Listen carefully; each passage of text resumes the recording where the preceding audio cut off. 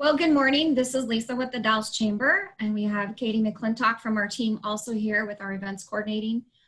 She's put this together with helps with different speakers and different sessions, so we are really glad that we have this to communicate to everybody a whole new way, a new fashion. So today we do have Rick Leibowitz. He is with Rep CFO. It's a management consulting firm, and he was formerly with the Columbia Gorge Small Business Development Center, and he also sat on my board of directors for the Chamber of Commerce. So we really appreciate Rick taking time to do this and giving us more information, more tools, and things that we can think about as we analyze the different changes that are happening now and what's going to be happening in the future because of these impacts. So at this point, I ask that you guys keep all of your microphones muted, and then please put any questions that you have into our chat.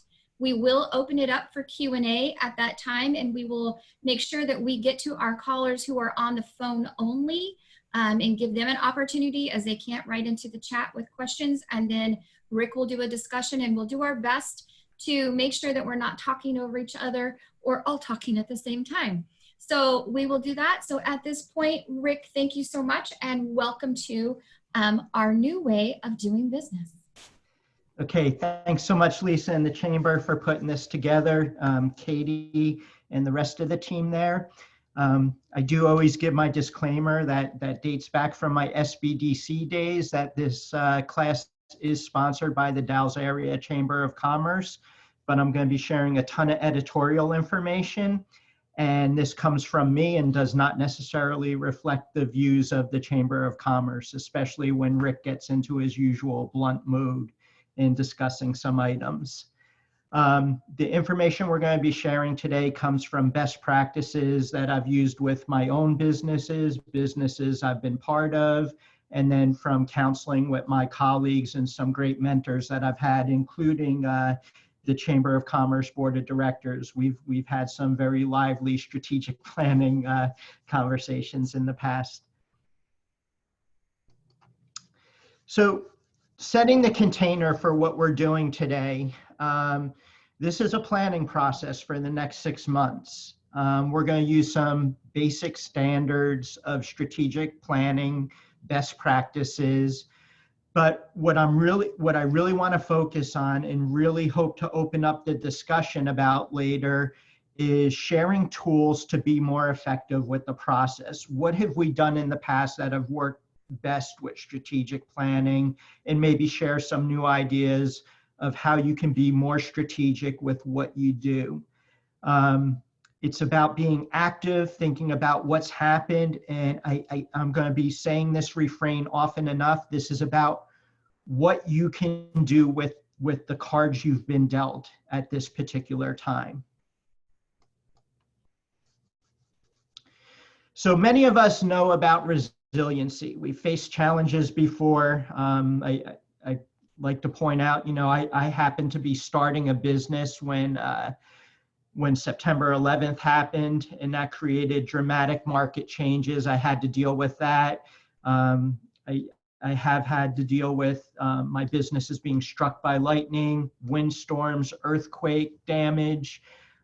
These are all things that have happened to businesses in the past, where there have been slowdowns, operations needed to cease, particularly here in the Columbia Gorge region of Oregon. We've had 2 seasons of forest fires where highways have been closed and people couldn't get to us. We've had smoke damage. We've had other types of storms and floods in the past here. So the fact that business has altered is not something new to us. We're not here to discuss, is the magnitude of this worse than the magnitude of past disasters. We're not here to discuss what government resources are available to get us through this mess right now. This is about what your business can do in these times. We used to have a refrain when I worked for small business development centers that came from the E-Myth by Michael Gerber, where we would talk about working on your business instead of just in your business. This is what this class is about, stepping away from the day-to-day operations and saying, what can I do better? The other thing I am going to say is that in conversations I've had with business owners, people really get into the macroeconomics of the situation. They start throwing out statistics of what's happening there. Every single business has a unique business model, has unique opportunities, different revenue streams, expense streams. A strategic planning process focuses on the microeconomics of your business and what's going to happen with your business and what you can do about it. So the goal of this class more than anything is to make your recovery intentional. So I like to say, let's start with why. This is based on the Simon Sinek book that's called Start With Why. Your business began with a purpose. You started out thinking, this is what I'm going to deliver to the marketplace. And you had some sort of value that you can provide to the marketplace. Now's the perfect time to rediscover that purpose and to see how you can alter that with the situation at hand. So just a brief synopsis on that book, and I can't recommend enough that you go out and get this book and read it. He also has one of those TED Talks that's apparently one of the top 10 TED Talks in the world. Your why is your purpose, your hopes, and your dreams. It's very emotional. Your how are the processes and methods, and they still come into play. And then the what is the results and the outcome. So what we want to do in a strategic planning process is we want to start with the why and say, this is what our business is going to deliver to the marketplace. Then we're going to talk about the processes and methods. And this is where the how is definitely changed with what's happened with the pandemic. You know, there's certain things that we used to be able to do before that we can't do right now. How do we alter our how? How do we alter our processes? And then what's the expected results and outcomes from our efforts? So as you start with the why, in some cases, this is a hard thing for people to communicate to themselves in the strategic planning process. You want to think about your best customers and why they come to your business, why they love you, what they would say about you. And then you also sometimes have a disconnect in what your customers say about you and what you want them to say about you. In some cases, your customers buy from your business from different reasons than you expected. That really comes into play in developing your next strategies moving forward. In some cases, you might change your purpose a little bit because your customers are telling you this is what they really want. In other cases, you just might not be communicating effectively enough what's special about your business. So you want to change what you're doing so your customers have a better understanding of what your business is really about and what makes it special. So this isn't anything new. This is the SWOT analysis that just about any strategic planning process has. What I want to point out with the SWOT analysis, and this should be part of any strategic planning process, is your strengths should be in alignment with what you want your business to be and what your customers say your business is. You should be able to measure strengths. So people always ask, what's the difference between strengths and opportunities? Strengths are internal. They're in the present. This is what you have right now, whereas opportunities are external and they're the potential of the future. So when you look at your strengths, you should have some sort of measurable metric of this is what makes my business strong. A strength could be sales trends, that your sales have been growing and you started out at sales at one point and now your sales have grown to this point. That would be a strength. A strength would be market share, that one of the pieces of information that tends to be readily available out there is this is the amount of gross revenue that goes to your particular industry. You can look at the gross revenues of your particular business and find out what your market share is. And if you have a high market share compared to other businesses, that would be a strength. Operating margin. This is where you look at your sales divided by your or minus your cost of goods on that particular sales, and then divide that, and that's a percentage. And your percentage could be better than other businesses. Productivity. You might be able to, I always go back and tell Rick's Bagel Store stories. You know, one of the things that we used as a metric of our strength is that we could get a customer in and out of our store in 1 minute. If someone ordered a bagel, a cream cheese, and a cup of coffee, they can place that order and get out of our store in 1 minute. And that was an important productivity metric for us, because if we had a line of 50 people out our door, we could tell you how long it would take to take care of those customers. And how many employees, if we added another employee, if we could do that in a minute, this is how many more customers we can handle with that particular transaction. Another strength might be that you are best in class. You have brand recognition. You can take stock of what people say about you.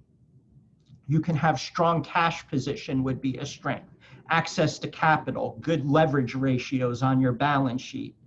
And you can have strong operating systems, consistency in your product service delivery.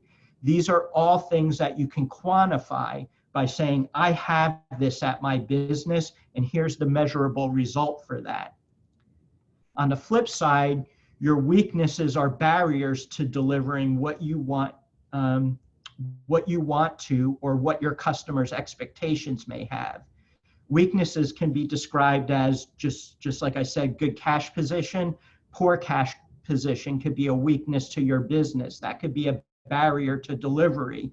If you don't have enough money to grow your business because you can't collect on receivables quick enough, or you need to build inventory and you don't have the cash to build that inventory, that would be a weakness. Plateaus or declines in sales would be a weakness. Lack of customer recognition, lack of operating standards, or inconsistent product delivery, those would be weaknesses that you can measure. Then you get into the square of your opportunities. And I'll just say that this is your focus area. This is what your strategic plan is all about. It's about creating opportunities for the future. What can you get better at moving forward? And then finally, the threats. These are external potential things that may not work. You come up with this strategy. You have all the best intentions in the world. We can't predict the future. You try something out, it doesn't work. Well, what are you going to do about it? What's going to happen if you don't hit those metrics and hit those expectations for success?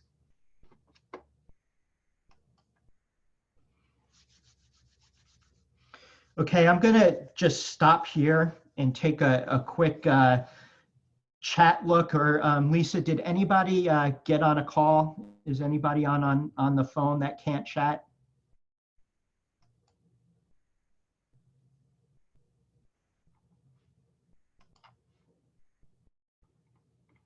Okay. So Lisa, I see there's one phone call in there. If you want to unmute that person just to make sure they don't have any questions. And then for those of you that are in the room, please chat questions if you have any questions, or also chat suggestions at this point. One of the things I do want to say is, before we get into the details of what you could do with your strategic plan, you should have a basic understanding of how you would go about creating a SWOT analysis and how you would go about setting measurements of success for your particular business model. So now's a good time to chat that, like, I don't know what that means and what a measure of success is for my particular business. You know, I have the good fortune of knowing a number of members in this group and what their business models are. And I'm going to just call out my friend Joan at the Senior Center. You know, there's definitely going to be, we can use the chamber as an example as well. You know, it's like one of the metrics of success is the membership numbers and the people that belong to the organization.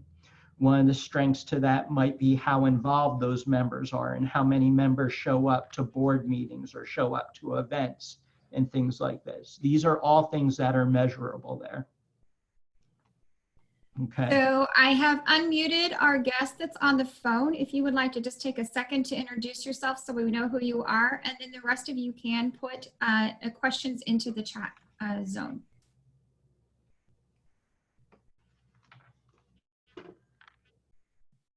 This is Adolfo Molinero. I'm with Tierra de Lobos Winery. Hi, everybody. Hi, Adolfo. Good to see you're here. Okay, good. Well, in absence of any questions, we'll move on to the next slide, which is the transactional overview. So I did provide a simple one-pager, and I'm not sure if all of you received that, depending on when you signed up for this class, but Katie does have that, and we'll be sending that out if you don't have it already. It's a good idea to take that down and use that for some note taking. You can use whatever tools you wish. You certainly are not obligated to do that. It's not a requirement to get through the rest of this discussion. I just think it's always helpful to think about your transactional components of your business. And I think one of the best things you can do is look at a typical transaction and see what do you sell the most? How much is a typical transaction? What does it cost you to provide that transaction? Again, I could go back and use my bagel store as an example. A typical transaction at my bagel store was someone buying a bagel with a cream cheese spread and a cup of coffee, or someone buying a dozen bagels and a container of cream cheese. Those were two separate transactions that had different gross profit margins. Those were two separate transactions that had different operational requirements. It's much different teaching an employee to throw 13 bagels in a bag than it is to teach an employee to properly slice a bagel without cutting their finger open and spread the cream cheese on it and get that bagel wrapped up, collect the money, and get that customer out of the store in a minute. That's what you want to think about in your business, is what's involved in this particular transaction and how much does it cost you to get through that transaction. Then you can come up with opportunities to make it a little bit better. And you also want to think about who is that typical customer. This is basically your market analysis there. You want to think about where they came from, why did they choose to come to your particular business, how they found you. That's how you know which marketing things work, which is going to be an important component of your strategic plan. You want to think about how often they visit your business. You want to be able to quantify the value of a typical customer to your business. So again, going back to that example of that customer that's getting a bagel with cream cheese and a cup of coffee, if that typical customer is spending $5 at my bagel store and that customer's coming in 3 times a week, now I'm getting $15 from that customer. And let's say that customer comes in 50 weeks in a year. Now I'm getting $750 from that customer. Once I know how much that customer brings to my business, how much they cost me to provide that service, well, then I can decide how much I should invest to get more of those customers. Or I could decide about what I can do to change that and make a little bit more profit for my particular business. So those are things that you want to think about. You also want to think about, and this gets back to that, doing an effective SWOT analysis. What makes the best day at your business? That's a great way to say these are the strengths of your business, is to think about a great transactional day at your business and say, this is what really clicked for my business. At the same point, you have to think about those days that your business was in the weeds. These are the times when things went wrong. Things happened that I wasn't prepared for. And that will help you create opportunities for the future and assess threats of what could possibly go wrong with your business so it doesn't go wrong again.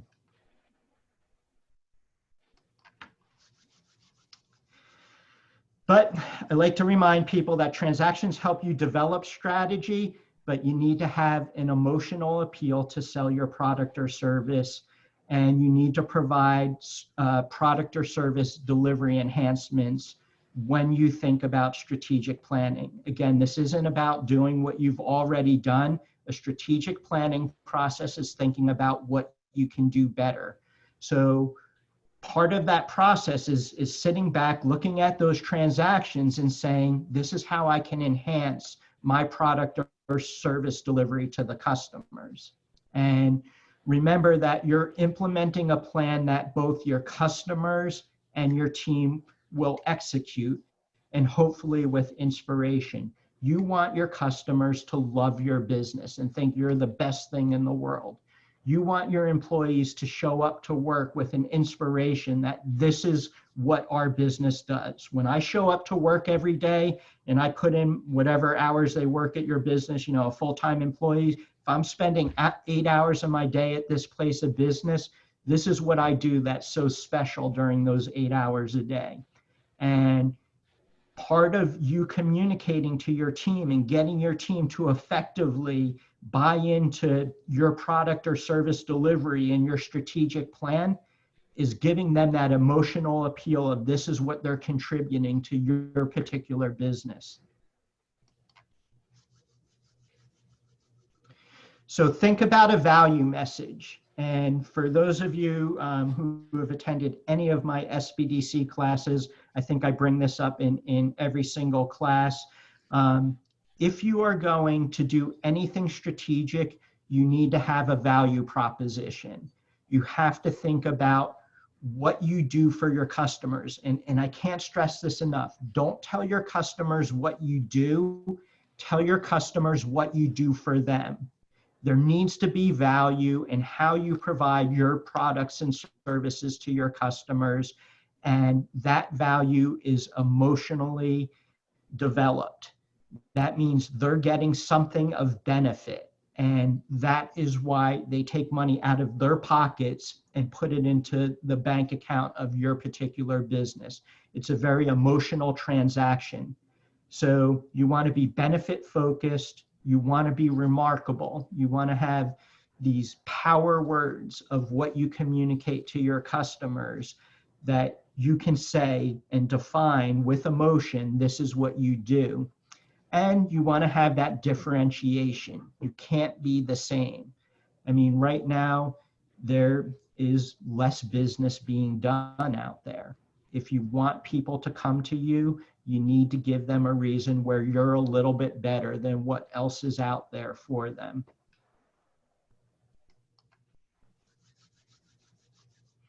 So when you create that marketing message, you need to have more than a strategy. You need to have that value to the customers and to your employees, and it goes back to that why. It needs to resonate that this is the purpose of your business and this is what you can deliver.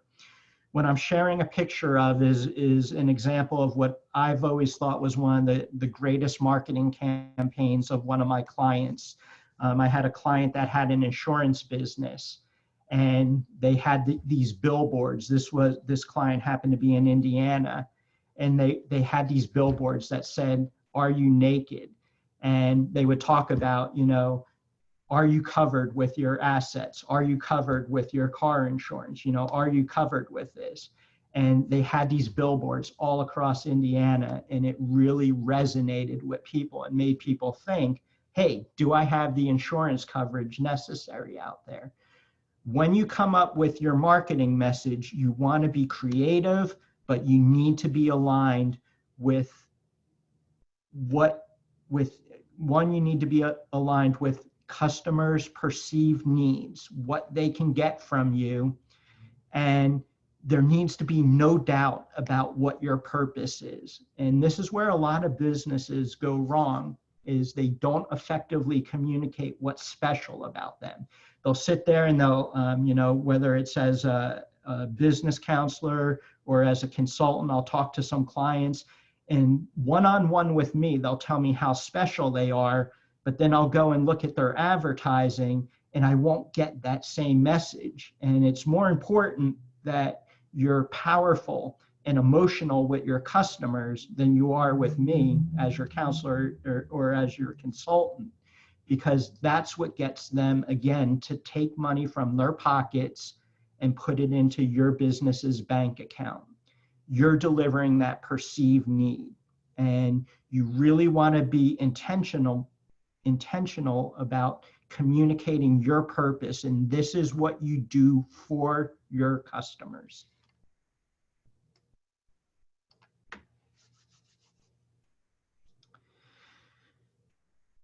Also, you want to think about your operational message, how you're going to improve your product and service delivery plan. This is your internal communications to your team. This is what we're going to do with our strategy. It's important to understand that you can say anything you want about the intention of your strategic plan, but unless you do that walk, unless you take that action and implement that plan, it's really meaningless. So great strategy comes from developing habits and communicating with your team what your strategy is, and reminding them of their roles, the fundamentals of how your business delivers products or services. So the photo I put up here to remind myself of what to talk about in this particular slide is the USA Olympic hockey team that won the gold medal back in 1980. It's one of the greatest success stories in teamwork. And I really go back to thinking about, and for those of you who have watched the movie Miracle, and if you haven't watched the movie Miracle, I suggest you go out and get that movie. It's a great business development movie, and looking at how Herb Brooks came up with a strategy to win the gold medal. And one of the things he says in his speech that was proven true in his speech is he said, if we play the Russians 10 times, 9 times out of 10, they will win this game. But tonight, this is our night. This is the night we're going to win. His strategy was all about winning that one game.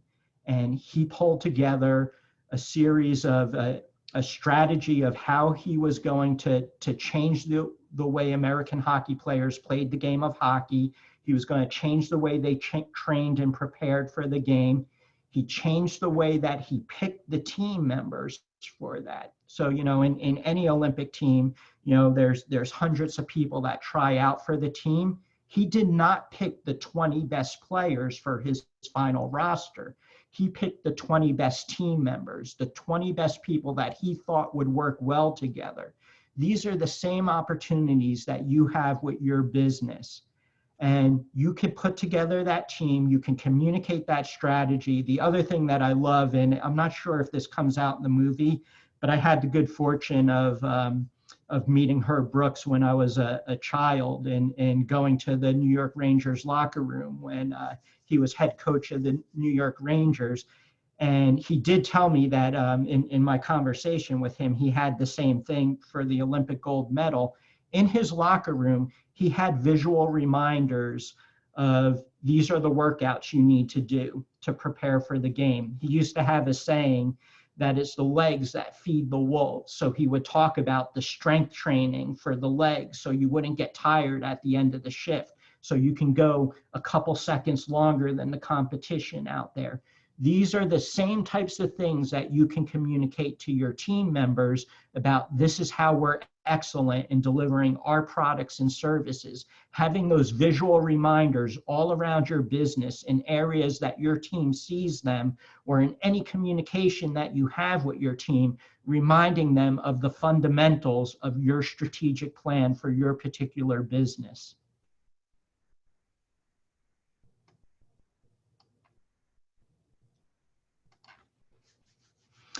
And then the final component about the creating that strategic plan is having milestones, setting benchmarks for success, clear measures of what you can do. And one of the things that I like to tell people is that your numbers should have a story behind them. They should have a narrative to them. It's just not enough to throw out and say, my goal is to have a 10% growth in sales. There should be a story of these are the products and services that we're going to sell to our customers a little bit more to get this 10% growth in sales. The other thing that I'll have with a caution in creating milestones is, one, to be realistic. We all know that, or I hope we all know that SMART acronym, that specific, measurable, attainable, relevant, and time-bound in creating goals. I can't emphasize enough that those goals have to be realistic and focus on dollar changes, not percent changes. One of the things that Rick's little pet peeve in strategic planning is people throw out those percentage growth numbers too much, and they say, okay, we'll have a 50% growth in sales, but they only had $10 of sales in that particular item before. So you got $5 more. Is that really going to make that much of a difference moving forward in the strategic plan? You really want to be realistic, but at the same point, you want to be bold in saying, this is what we can do, and this is what's going to make more money for our business. Now, in some cases, and we'll talk about this moving forward in the next couple of slides, some of what we're doing is on the expense side and cutting the expenses. Same thing with that. We don't want to just cut the easiest expenses. We want to cut the expenses we control most and provide the biggest impact to getting our business to survive moving forward.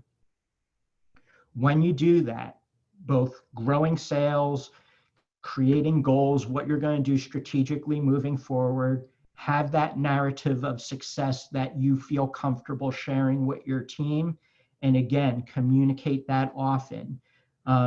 While these narratives may have some numbers to it, it's more important that they understand, again, I go back to that why, they understand the purpose of your business, and communicating what your business is about and what you're doing and why you're choosing to do that moving forward helps get your team motivated to be supportive of your plan. And if you want your strategic plan to be effective, you need it to resonate with your team members internally, and you need it to resonate with your customers. Okay, I'm going to take another little break here and open it up for questions. So that's the beginning of a strategic planning process. Before we go any further, does anybody have a barrier to what they should do next with their particular business? Particularly, I want you to think about the next 3 months of your business. Is there anything that you're having a hard time thinking of what's the best strategy moving forward for the next 3 months?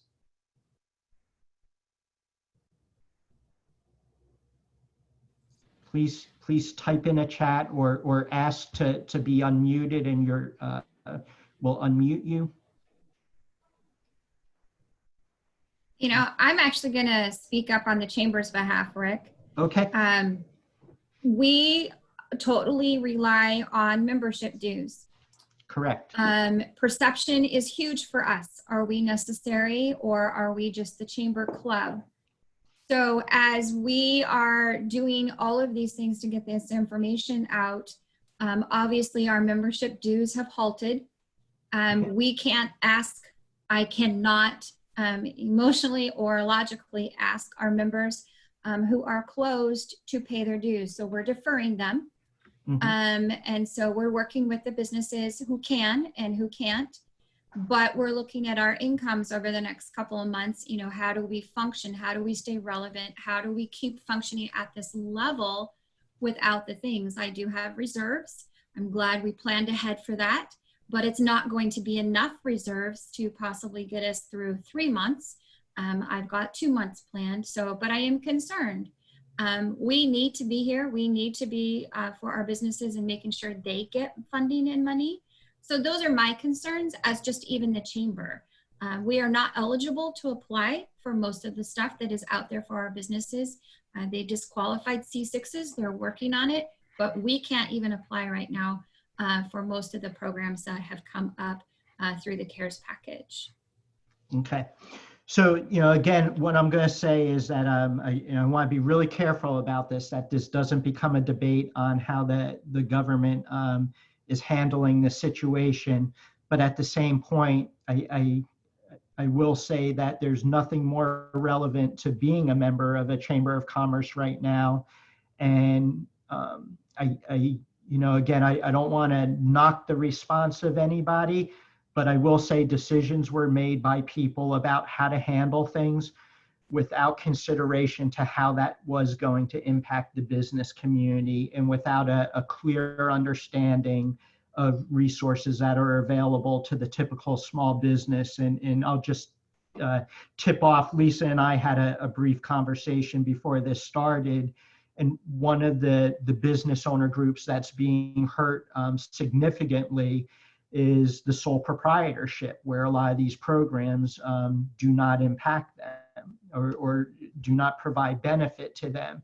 And that's where having that voice and having that chamber going to the State House and saying, look, this is what businesses need to be successful. This is how businesses can get through this is probably one of the best things the business owners could have right now.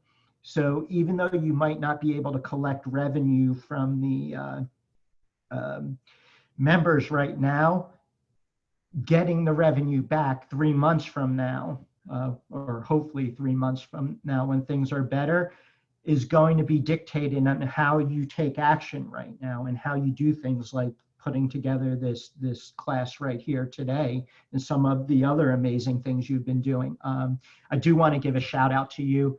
I was amazed at how quick you pulled together that Facebook page for the businesses that had the restaurants, that this is where they could do takeout and delivery, and tried to pull that resource together so there would be a single point, easy for people to find where they could still get meals in town for takeout and delivery. That was a great example of the power of an organization. So doing things like that would be helpful. The other thing I'll say is just as a former board member and having access to the budget, I do think there's probably more resources. While there might not be the government plans available to you, there certainly is, I would say, 6 months to a year of operating capital available to the chamber to get through. And we could certainly talk about that offline. But I do think that knowing that you do have a board, and knowing one of your board members is on this call, and knowing that that's an amazing board member, and some of the discussions we've had in the past, you have the right team available to help you go through this process and come up with strategies that I think will get you through this. So Lisa, you're on mute still, so can you unmute? Did I answer your question well enough, or is there something else? Yes, you did. And you brought up a really good point before I let Adolfo, because he has to be unmuted.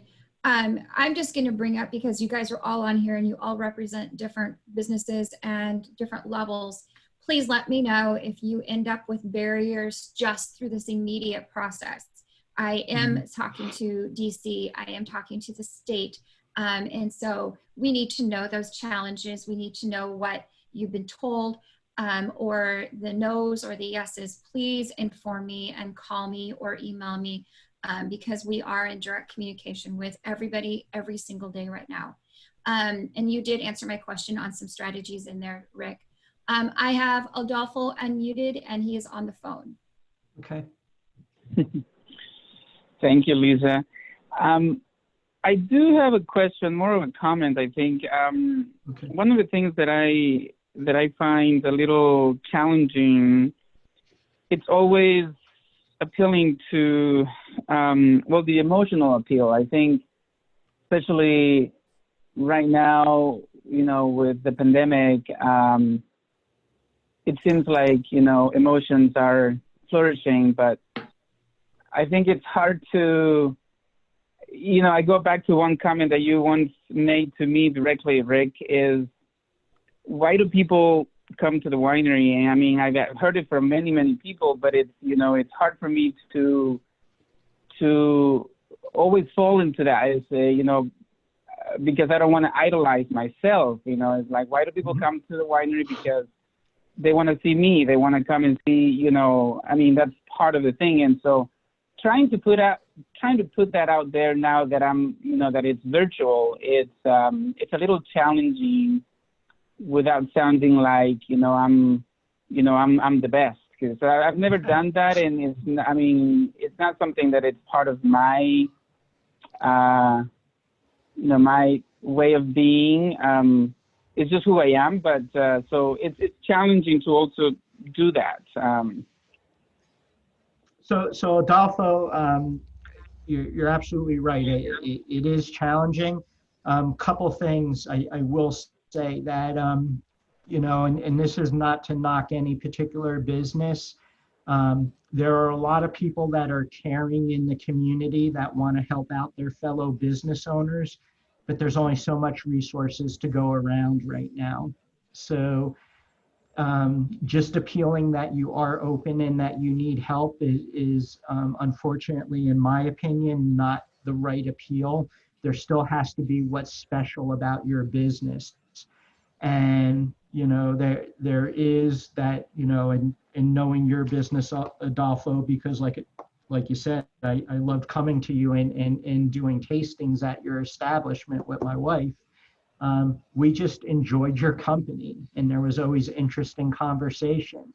But we've seen a lot of people that are doing that not only are they, selling their wine, but they're having virtual tastings and getting people together and hosting events. So there are opportunities for you to share that social style that you have. And then I do welcome some comments from some of the other experts that are in the room with me here. So I know Samantha's here.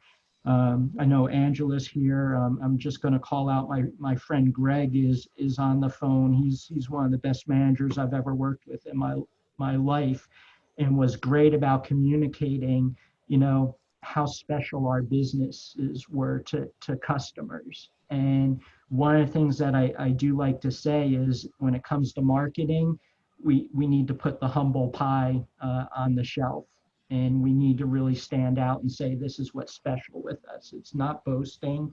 It's just saying, this is why we went into business. This is what we do for you, and this is what we do well. And having a little bit of swagger when you say that.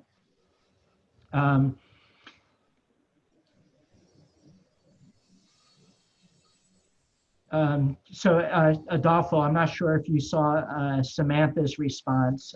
She said you can refocus and reframe your question. What do your customers need, and how can you meet that need? And I agree with that as well. And again, that's where you might find out that it's that social aspect of it that's missing. And there may be a way for you to pull that together.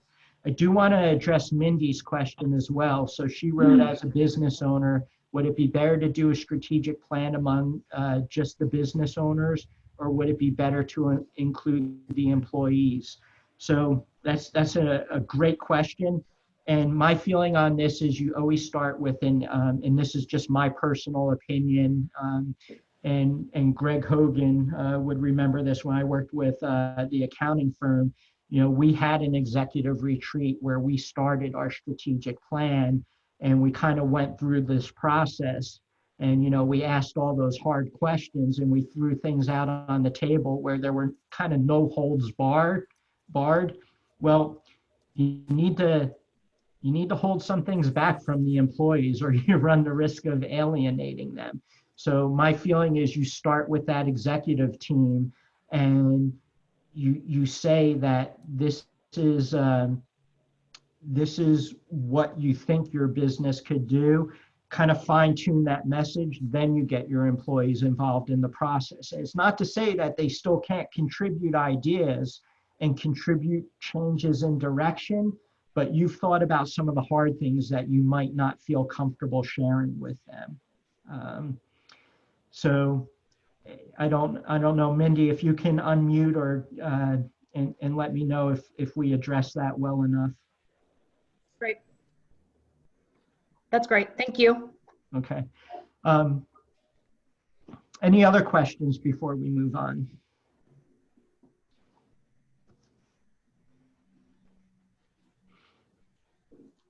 Okay, I'm going to move on. So one of the things that I find, Joan, did you have a question? Well, I have fun with Zoom, so put up with me. Okay. I am. I put up with you all the time, Joan. I'm here under two hats. Okay. One is as the current chairman of the Wasco County Economic Development Commission, Okay. whose primary goal is to enhance the economic viability of businesses in the county. The second is as vice president of the Mid-Columbia Senior Center Board of Directors. We run a business out of the center. Right. The new to you shop is considered a business, it's taxed. And making that more viable, trying to determine, should we hire a manager? Would that bring in more business? Should we continue to run it all with volunteers? And how does the community look at nonprofit, so to speak, organizations who nonetheless contribute to the general economy of the area?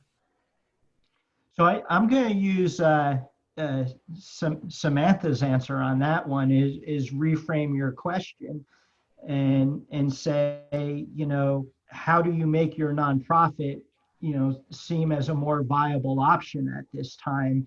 And knowing both you and Scott with the senior center and what you do, I think there's a ton of opportunities, especially during this time, especially knowing that the seniors are the most at risk with this. And again, the information sharing and what you can do socially with that group and how you can support people. You mentioned that your Zoom challenge.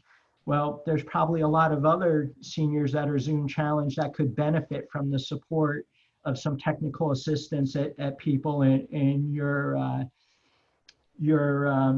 organization, and specifically looking at you and Scott. I don't think you're as technically challenged as you say there, Joan.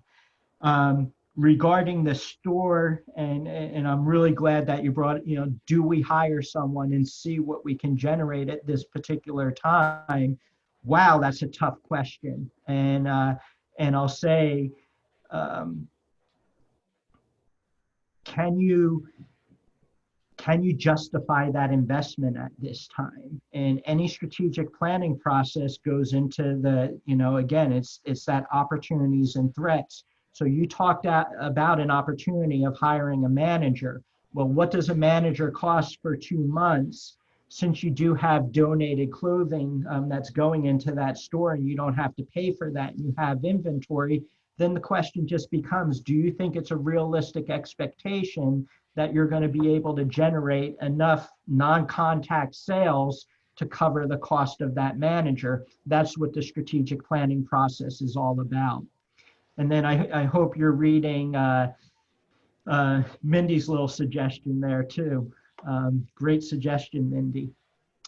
Okay, I just want to, we'll move on a little bit, and we're going to have definitely more time for discussion, and say that, or one of the things that I like to say is that I can't emphasize enough that being strategic is a process, not an event.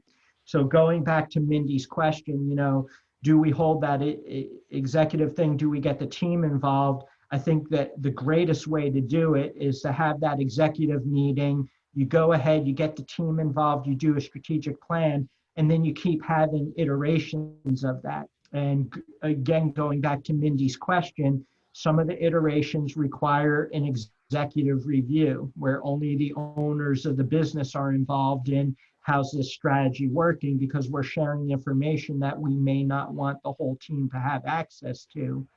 But we're definitely communicating this is what we're doing to everybody.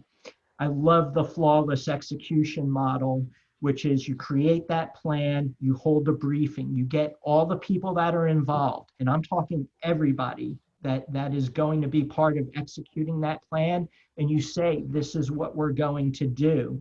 Then you go out and you execute that plan, you get the team together, and you find out what worked. This is where I want to address Mindy's comment. Sometimes the executive team misses what's not working with the execution of the plan because they're not on the front lines and they didn't have that direct interaction with the customer. And like one of the stories I like to tell is like, imagine that you own a restaurant that's on Interstate I-84, and a big bus stops by, and you quickly get together, you see the team pulling up, and you say, okay, this is what we're going to sell to those customers. And you get the team together and you sell that, and all the people come off on the bus, and you as the owner probably pick the most difficult, challenging menu item in the world to highlight as a special, but that's your most profitable item. And then at the end of the day, you look at your sales and you did $1,000 of sales, and you normally do $500 of sales, and the numbers tell you that was a great day. Meanwhile, the typical $500 of sales came from your regular customers who will never come back again to your business because you told your workers to go ahead and do this particular plan that alienated all your existing customers, put these bus people ahead of them, and they weren't taken care of. And these bus people are never coming back again, but those 500 people that come in on a regular basis are no longer coming in, or that $500. That's an example of how you can have a strategy, you can have a metric and have an immediate result that look good, but in the long term, you've hurt your business. So when you do this process, you have to continually look at how things are trending. It's not enough to have one good day.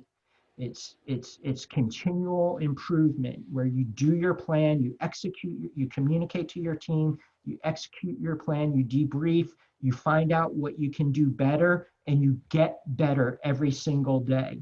And before I move on to the next slide, I want to read Steve's question.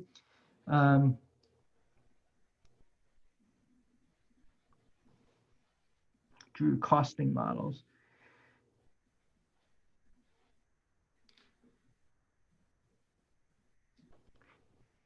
Okay, Steve, can we unmute Steve, or Steve, can you unmute yourself?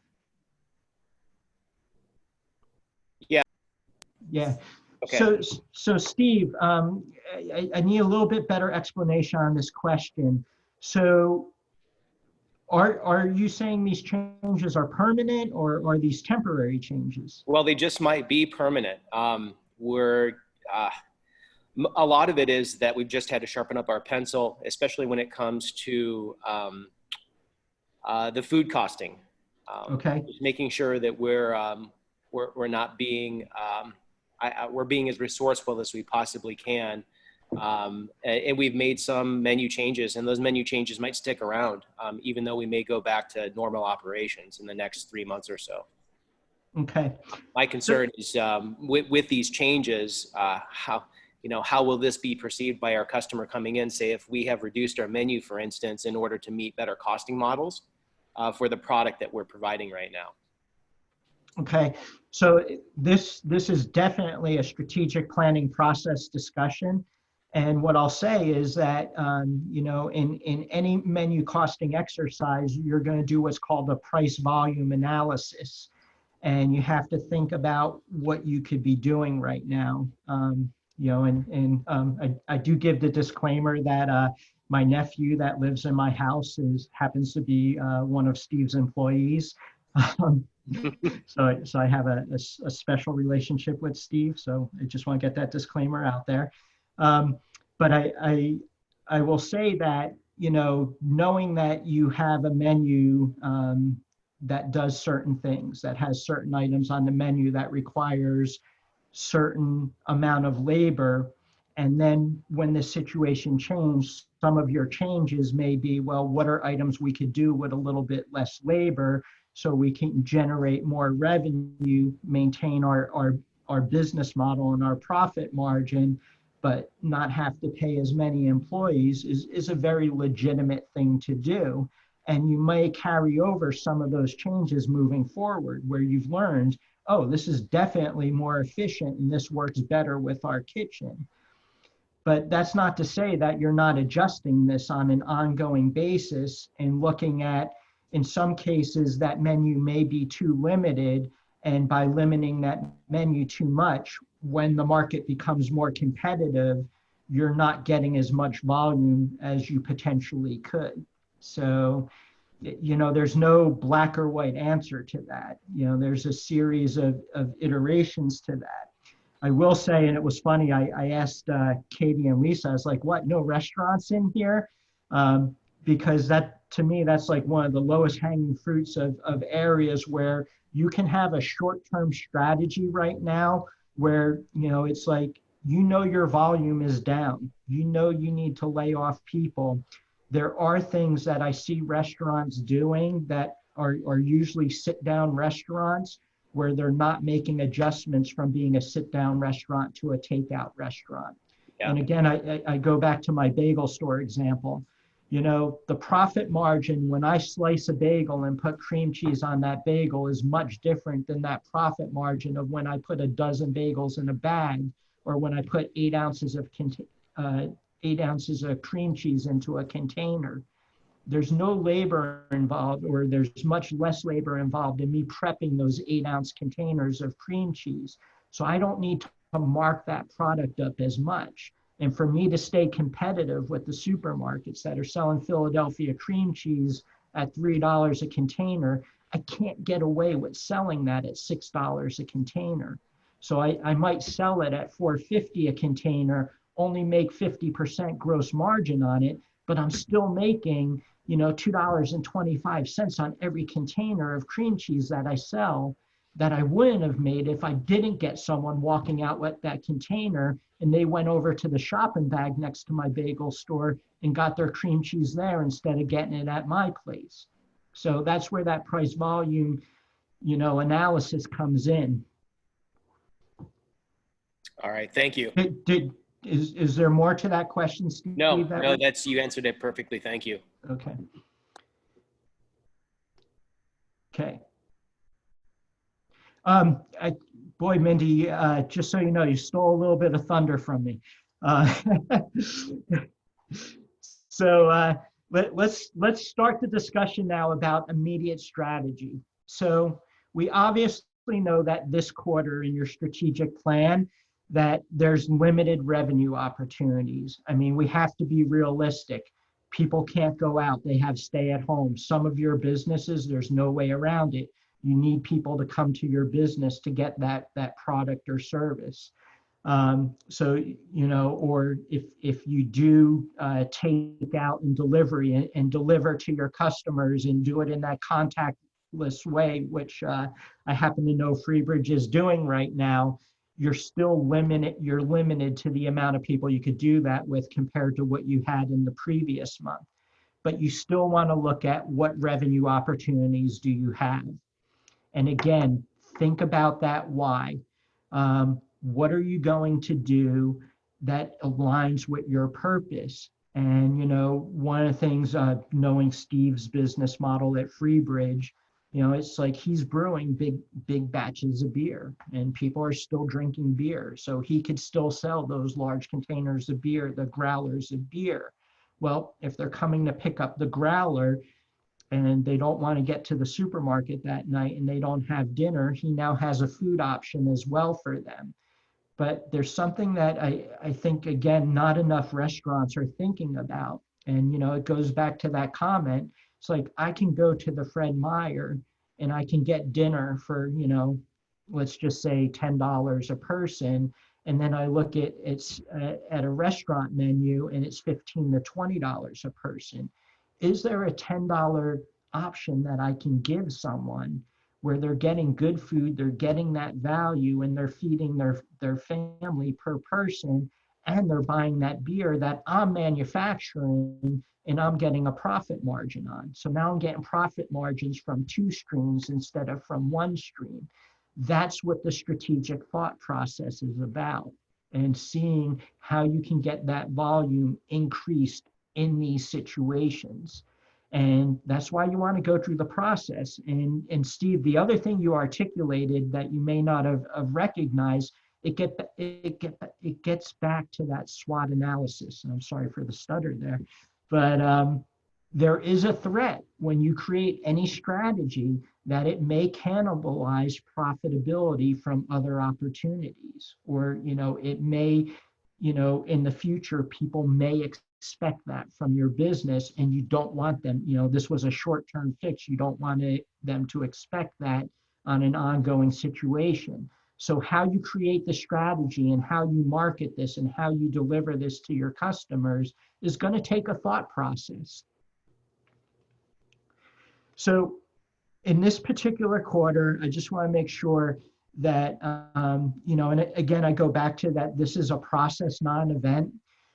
Just to avoid the barrier of getting things done, I really want you to think about what you could do just next week to lessen the hurt. There are a couple of things you could be doing right now, and this could either be on the revenue side or on the expense side of what you can control the most with your particular business and make a difference to lessen the hurt next week. Okay, I'm going to just move on to the next slide. I'm sorry, didn't get the question, Mindy. If you're sending one, let me know. Start with some small steps. So again, I want to emphasize that you're not changing your business. You are adjusting your strategies. While we may have drastic market changes, I will say most of you, your business models are the same. You have to make adjustments to what you can do with those business models, but your why hasn't changed. Your purpose hasn't changed. So be manageable with what you're doing and remember your core business and what you do best. It's going to be really hard to compete against the people that are out there doing similar things to you if you can't be better than them. So try not to waste too much effort on doing what others are doing and be more strategic about your core business model. And this is what you do. And again, I'm going to just use Freebridge as an example. Freebridge manufactures beer. So there certainly should be a beer component to that and what's being done at the brewery. Freebridge does have the gathering place and has that mug club that, a lot of people are part of. There are still virtual gatherings you could do. So there could be that social component of it. And Adolfo, I kind of think of you as well. You have your wine club. There are certain things you can do for your members. Again, these are part of your core business, your regulars, where you can keep these people engaged with your business, and your strategy should focus on that.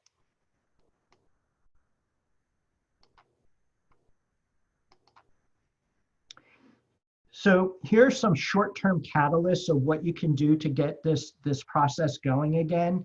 And one is to sell something new. Sell something that you haven't done before. Think of one thing, and again, I'll use Mindy's comment, and actually I think the same thing came from Samantha in one of her comments, that this is a one-time special. This is something that we're trying out. And this is something that we could do next week. It doesn't take much for us to pull this together and get this out there next week. Or I go back to Steve in the brewing. Maybe now's the time to brew a more cost-effective local beer. Knowing a little bit about Steve's business, one of the things that he does is he makes great American-style beers. And now might be the time to do a new American-style beer or something like that. The other thing that you can do that's a short-term catalyst is to sell something that's of added value. Think about a typical transaction. I'll use the old McDonald's saying, do you want fries with that? What can you do getting people out there that are coming to your place to do business already? You see over the past couple of weeks, this is what people are buying at your place. Find one more thing they can go home with from your particular business, or one service extra. And then I want to go back to Lisa and talk about something the Chamber's doing, because a lot of what the Chamber's doing, there's no revenue involved in that. It doesn't mean that you're not adding value to your customers and giving this value add for free in hopes of investment in the future, that this is where they see the value of the membership and come back at the membership at a higher level in the future. So the other thing is reducing expense. I think one of the things that comes up at times like this, and certainly when I owned my own business, this was very, very noticeable, is I used to spend money on things that I really didn't need. I wasn't always the best business manager in the world. At times like this, it's easy to find out what you really need and what you can do without. So look at what you're spending bills on and see what you could do without. And obviously, if it doesn't change your revenue in the next couple of weeks, you can do without it. And I will say that, and I'm not telling people not to pay their bills, but, again, there's ways you could do deferrals of things, especially with material. The materials that you sell, or the advertising with your business and how you promote yourself, where you can defer some of those expenses and find out if there's any revenue blips that change when you defer those expenses. And I see some jokes being posted, which is great. Maybe TP. I will say that it just so happens that I was in Montana the week this whole thing started. And it's like I went to Montana on one day and I came home on another day, and I happened to go to the supermarket that night and was like just completely obliterated with the fact that I couldn't get toilet paper. And we happened to be low at toilet paper in our house. So Steve, maybe you could be our toilet paper, or Adolfo, maybe you could be our toilet paper. And I love the fact that that Mindy and Samantha are both bringing up ideas about emotion, bring joy, memorable, makes you laugh. Again, it's those emotional responses that are going to help get people doing business with you. I want to read Adolfo's question before I move on to a couple of bullet points. Are people right now really encouraged to purchase when there's an offered or lowered price item? I realize there's quite a people that have lost their jobs but haven't seen a difference in people buying at special lowered price. This is a really tough one. And it's funny, I had this discussion with another winery. There's a difference between spending, a certain amount of money on a glass of wine when I'm having a tasting and I'm talking to Adolfo and we're getting the tasting notes and we're having conversation and having great times, than when I take that wine out of a bottle and pour it into a glass for myself at home. It's a different price point of what I'm willing to pay for that glass. Now, I'm just one customer, Adolfo, so don't base everything on me. But I do think you have to be careful in not pricing yourself out of the market when you do realize that people have lost their jobs but aren't giving up on drinking wine. Do you have some opportunities? And probably the best way to do that is through specials.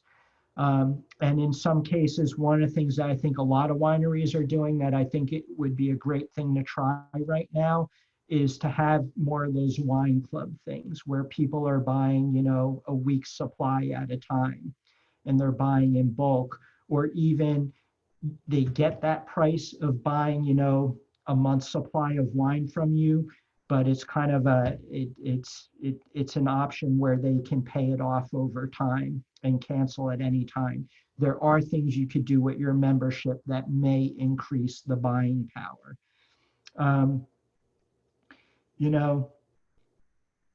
The other thing I did want to add about the short-term catalyst is one of the things that people are doing right now that they could be doing more is fine-tuning their processes and making things more efficient. And again, I go back to Steve and knowing a little bit of what he's done with his kitchen team to make things more efficient and really have that, as limited staff necessary as possible. Well, one of the things you should be paying attention to is what's the output of that staff.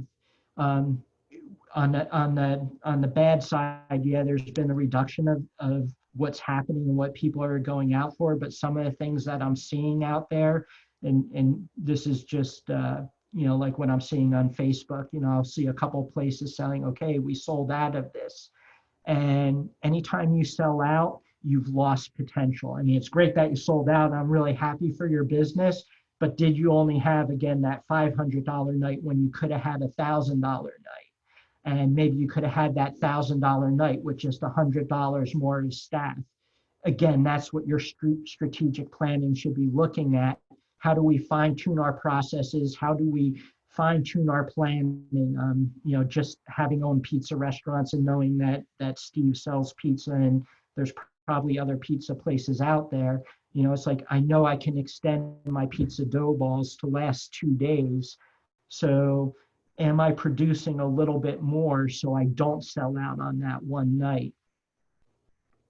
And then finally, don't forget to talk to your customers and see what ideas you can get from them, because sometimes your customers will communicate things about your value proposition. And again, that special purpose, that's slightly different than what you thought your special purpose was.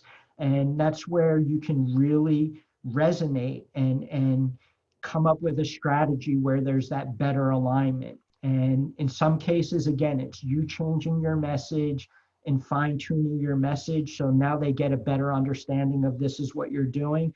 But in some cases, you're changing something you can offer and adding something new based on they've communicated a need that you weren't aware of originally. Mindy brings up a point. We have to remember that people lost their jobs will get unemployment or hired back. Exactly. We do want to keep positive about this. I will, and I bring this up every time and probably would have forgot it if Mindy didn't make that comment. The basic fact is we are still eating. We still have shelter. We still have social needs. I mean, how many people do you know have canceled their internet service and have said, I'm completely going without Facebook right now, or going without a Zoom, or things like that? I mean, these outlets are necessity. This goes into Maslow's hierarchy. We are social human beings. And while we may be socially distanced or fit, I think that the nice term is we're physically distanced. We're not socially distanced. I get to wave to Lisa when I walk my dog. He's still 6 feet away. I get to see Mindy and Steve online, and I get to communicate with friends still. So we are seeing that there are people out there that are still paying for things and still have the resources to do business. And all you can do in the strategic planning process is come up with ways to get as much of that as possible for your particular business. The other thing, I learned this from actually the CEO of QuickBooks. I happened to attend a talk with him about 10 years ago. I don't think he's the CEO of I think he's since retired, but he used to do these focus groups with his customers, and he had 3 questions. And it's funny, I used to use these 3 questions in focus groups with my customers. So it's like we thought alike, but it's much better when a CEO does it, of a multi-billion-dollar firm. And his 3 questions was, ask your customers, what do they like about your business? Ask your customers what can be improved about your business, and ask them what's missing. What don't you have that you should have with your business? Angela, I'm going to miss you. Let's touch base soon. Okay. Moving on. So I used this term before, and I probably didn't emphasize it enough. One of the things about a good strategy is it becomes a habit. It's what you repeatedly do with your business. And we always talk about working on your business and not in your business at the Small Business Development Center. But even when I had my own businesses, it was something that I would have to challenge myself to do. It was really easy to get caught up in the day-to-day things. And I always talk about my good partner in the bagel store, my friend Anthony, who was a partner of mine. And we used to have this habit that I think is a great habit for businesses to have, where we would go outside the back of our store every Friday and toss a football around, obviously weather permitting. And that was a time when we would talk about strategy for our business. It wasn't to talk about, this was a bad day, this was a good day. It was like, what are we going to do next week that's a little bit different with our business? And I think that we have to be careful of doing a strategic plan and sitting down and writing things out and not documenting this is what we're going to do. A good strategic plan has scheduled strategy sessions where you commit to it and you work on your business, you document your plans in writing, and you date. And there's a great thing about doing this, and I actually still do this today. I go back and read the business plan that I wrote back in 1990 for my first bagel store. Understand that I wrote that business plan having never taken a business class in my life. My degree was environmental planning and design. I've never taken an accounting class, a marketing class, a management class. Yet I decided to start a bagel store, and I wrote this little business plan. And I like to go back and read that business plan. And it's funny to see some of the things that were just really remedial in what I didn't understand in creating that business plan. But it was what really comes out in looking at that is I had a huge sense of purpose with that bagel store in that business plan. And I documented that sense of purpose. In any business, any other bagel store I do in the future, because Rick will do another bagel store one day, any other bagel store I do it in the future will maintain that same purpose. I wanted to have a bagel store that had regular customers. It's like Cheers, where everybody knows your name. An important component of that business plan was me identifying that I wanted to be the place that people in the community went to on a regular basis. I wanted to be the place where if people saw a line outside the door, they wouldn't leave that line because they knew I was going to have quick, efficient service. And I designed things ongoing, and those probably were the most important strategic sessions with my partner, Anthony, where we would go outside and throw the football and say, how do we get people to buy more, but still get them out the door in a minute or less? I mean, we had that strategic purpose. We had that why. This is what we were going to be. And and Greg will like this. And we used to say, I have to edit myself. How do we make the best friggin' bagels in the world? And Greg Hogan worked at the best friggin' accounting firm in the world. And we were like so passionate about this is how we were going to be best at what we did. And if you continually bring that language into your strategic planning process, this is where you can be the best at what you do. And then finally, be accountable to results, not completing tasks. Again, I can't stress this enough. Strategic planning is a process, not an event. And too many people approach strategic planning in checking off the boxes. Okay, I did my SWOT analysis. I did my transaction analysis. I came out with my value proposition. It's not good enough to do these things and get them done. It's important that you execute these things. You communicate to your team before you execute. You communicate to your team after you execute. You're communicating what the expected result is. You're debriefing on, did we achieve that expected result and how do we make it better? That's a strategic planning process that works. Don't check off boxes. Be accountable to your business getting better. And in some cases, I'm sorry, you're going to have the best laid plans don't come to fruition.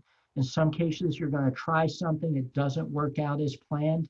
Don't give up. Revise your plan. Have a contingency in place. Do something slightly different.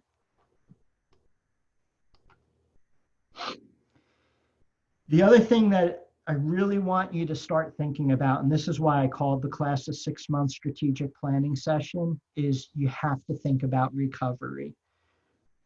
How are we going to rebound from this? What's going to be the new sense of normal? Are there going to be any revisions to your purpose? I like the fact that Steve brought up that comment that, you know, things might change with your particular business. So if you do change your purpose a little bit, that's okay. Just be strategic about it and see what you can do. Think about what tools are going to be needed when your business comes back. And this is where I just need to bring up that tough thing that a lot of businesses are going through right now. A lot of businesses were forced to lay off people. And what staffing is going to be necessary to bring your business back?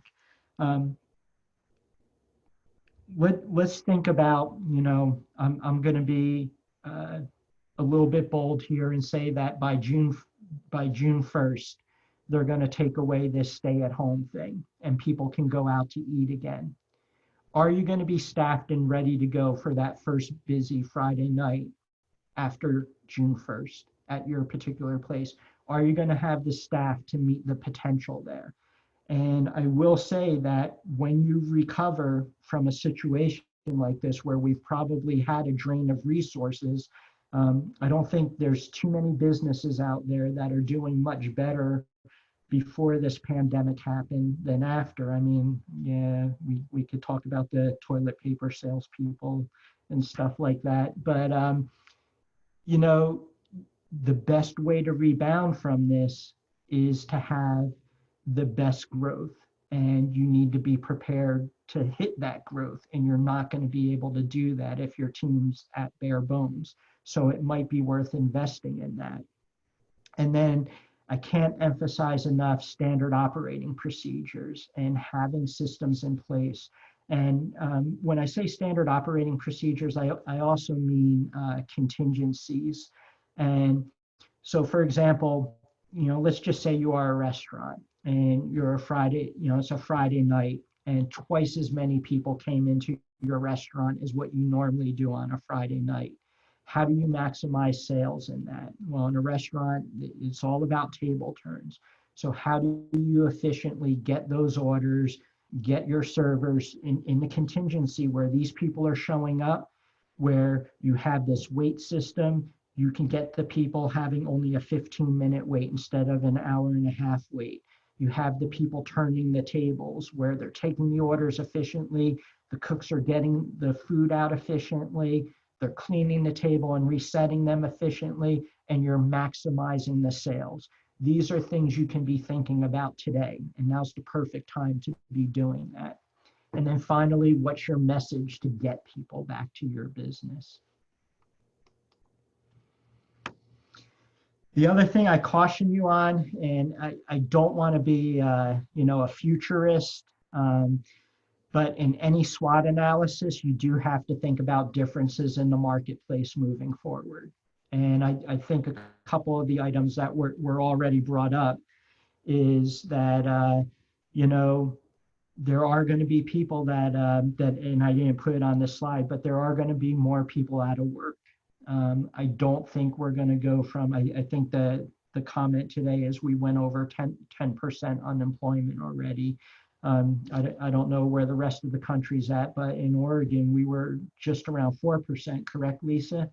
And probably now in this area, we're probably on the higher end of that unemployment and probably more at 15%.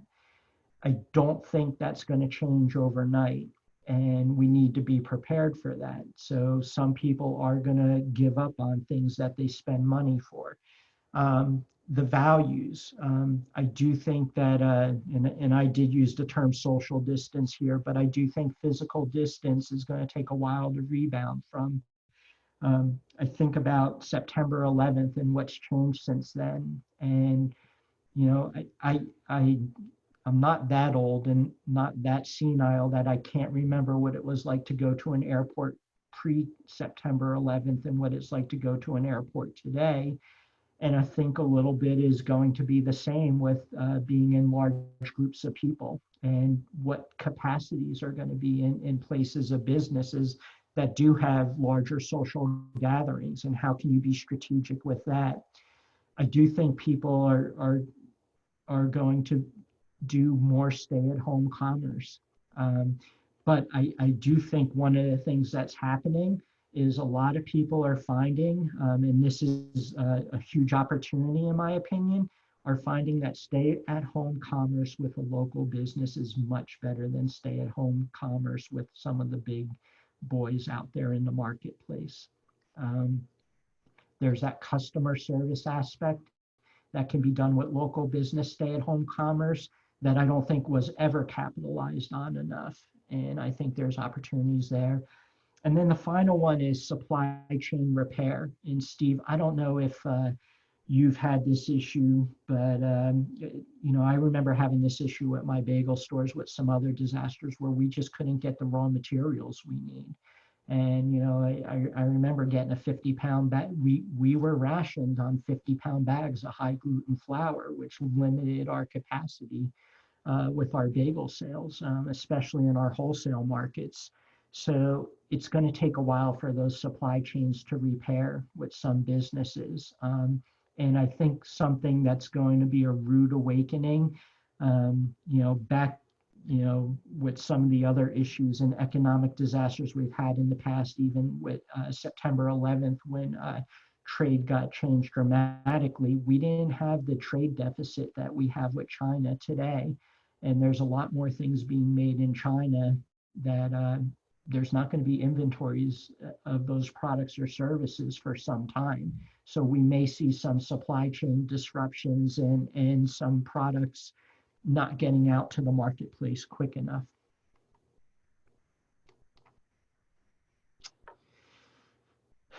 So, I'd like to, again, open up for a couple more questions and comments, but just remind you that, I love this saying, life comes at us in waves. We can't predict or control those waves, but we can learn to surf. And that's really what this strategic planning process is all about.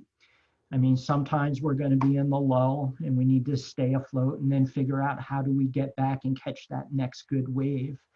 And, I wish everybody in this group luck with the process and hope that, you start working on what you can do. So any questions or comments? Again, thanks to Lisa, Katie, and the team at the Chamber for putting this together, including Mindy, esteemed board member. Wait, isn't Steve a board member now? No? Sorry, Steve. His other half. Lori is. Oh, Lori is. I'm sorry, Freebridge is a board member. So Steve, thanks for being a board member and helping put this together. So any closing comments? And Greg, if you're still there, I hope you reach out to me in the future. Greg, so good to see you. Hey, Rick, how are you? The only picture I have of you is with a cigar in your mouth. Well, here we go. Nice to see you. This was awesome, Rick. Thanks for your time. Yeah. So it was great seeing you. And again, Greg is a great manager that I worked with in an accounting firm. And one of the things I think about, and actually before even Greg signed up for this class, it was part of what we did with our strategic planning process. I talked about, we had this executive retreat. Remember at that Livingston property? Never forget it. Yeah. So we had this retreat and we had some tough talk. And I remember that one of the tough talks, I was like, well, what if we lose our best customer? And I got poo-pooed out of the room. And then a month later, we lost that best customer. And we came up with a strategy to deal with that. And I will say that Greg was the driving force behind that strategy. I'm not going to use the term here of what that strategy was, but I will say that we did use the term net RICS, which was how we were going to measure results of if that strategy worked, and it worked perfectly for us. So it's fascinating. Oh, sorry, go ahead. Yeah, to me, it was a perfect example of really, it was a matter of you, Richie, and I think Sean Gilligan was a huge part of that, getting together and saying, this is what we could do to get through this. And I mean, within 3 months, we had a complete rebound. It was. What's fascinating with this discussion, and I think in my experience has been, sometimes we're beholden to things outside of just strategic thinking, and it clouds what we really can do as business managers. And I've seen it in all types of businesses. And I think this is a good conversation just to remind us around like fundamental ways of thinking about strategy and planning, because we just get lost, I think, in the day-to-day, and we don't do it enough. Whether we've got an investor or a boss or someone else influencing us, sometimes it just takes away from what we're really, really good at doing, is thinking about how we position ourselves. So I think this is really refreshing, Rick. But I got a 1:30 call I've got to get to. Okay. It was so nice to see you, and thanks for letting me join you guys. Okay. Take good care, Greg. Talk soon. Yeah, you too. Talk to you soon. Okay. Steve, thanks for your comments. Really appreciate it. I can't tell you how much I love you guys. And, everybody, thanks for showing up today. Thanks for contributing. And again, Lisa, Katie, and the rest of the chamber team, you're doing an amazing job through this. Thank you. And everyone, we just want you to know, Katie will be following up with you, and we will download this. It takes a while just because of the length of the video. So probably tomorrow, we will send out a link to the video and the notes that we took through the chat, because sometimes that information is good just to see and be reminded of what was discussed. And so those will be all going out to the participants. We will also house the video itself on our resource page on our chamber. Katie has created a page and housing all of our webinars, and then past ones of videos you can go back and re-watch. And so that service is out there for you guys also. We'll send you a link to that page along with this follow-up. And we so appreciate everyone being on here and taking the time. And like I said, if there's any questions, input, things I need to know so that I can be very good about being your advocate at different levels, please shoot me an email or text me or call me, and we will see what we can do for you, as you guys are the reason of why we are here. So with that being said, thank you so much, Rick, and everybody have an amazing day. Keep up, and I love that glass half full. We are an amazing community. We've got this. So you guys take care, and I will talk to you soon.